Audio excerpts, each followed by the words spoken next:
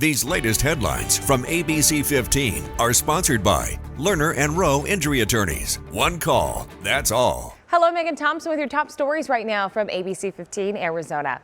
America votes as both candidates make a final push to campaign across the U.S. ABC15 has confirmed Vice President Kamala Harris and former President Donald Trump will be in Arizona on Halloween. But these aren't the only stops this week. Our St. George takes a look at what the candidates' closing message and travel plans tell us about the state of the race.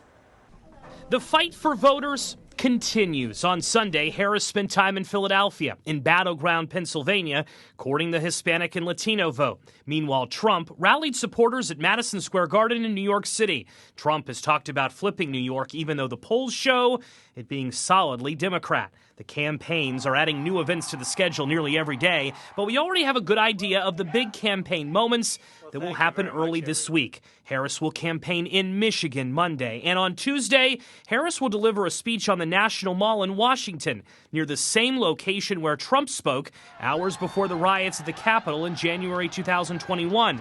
Charles Franklin is the director of polling at Marquette University. He says it's clear the Harris campaign wants to remind independent voters and moderate Republicans about January 6th. But that's almost 4 years ago, and the temperature of that issue has declined quite a bit. Looks like the Harris campaign is placing a bet on reminding those cross-pressured voters who otherwise might vote for Trump on the economy to try to remind them of the risk he poses to democracy. Trump's website, meanwhile, has advised rallies in various swing states all week long. His campaign over the weekend also announced plans to campaign in New Mexico and Virginia this week, too. Non-swing states that currently favor Democrats. Franklin says it's less about where Trump speaks, but whether he can stay on message. Then in Trump's rallies, we see this more of a shotgun approach with a variety of personal attacks. On television, Kamala's agenda is they, them, not you. Trump has been focusing much of his final paid advertising on commercials attacking transgender issues, including gender-affirming care. He took away our freedom.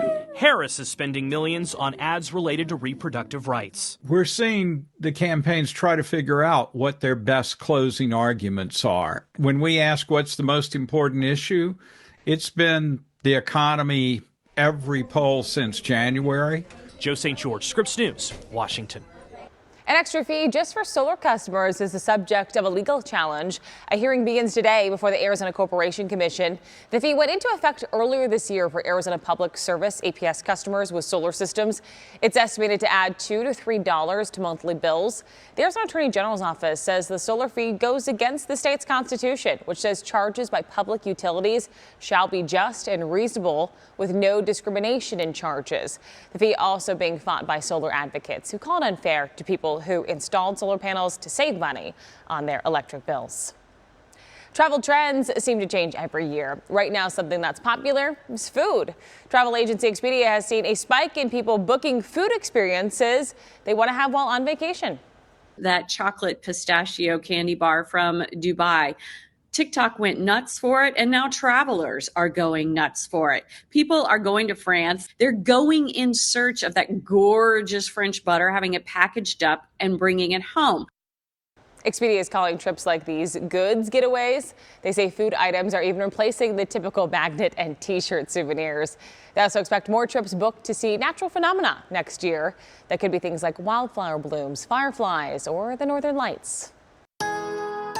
Get ready for a gusty and dusty day across State 48. I'm meteorologist Jorge Torres, and we have numerous wind alerts, mainly across northern Arizona, beginning as early as 11 o'clock this morning and lasting through tomorrow morning from areas like Mojave County up toward the high country and along the rim, with gusts of 45 to even 50 miles per hour anticipated later on today. Now, in the valley, the winds will not be as strong, but we're forecasting some breezes too. Winds sustained from the southwest at 10 to 15, gusting around 25 at times. Other than that, a mostly sunny day with a high of 92. Then that chance of rain really picking up later this evening here in the valley into the early morning hours on Tuesday. That's the cold front that will also draw with it cooler temperatures leading up to Halloween just a few days away. So here's your 7-day forecast. We go from the 90s today to the 70s for highs Tuesday and Wednesday, and lows in the 50s, but we're back into the 80s for October 31st. Flagstaff, good chance of rain today to early tomorrow, with highs staying in the 40s and 50s from Tuesday all the way through the weekend.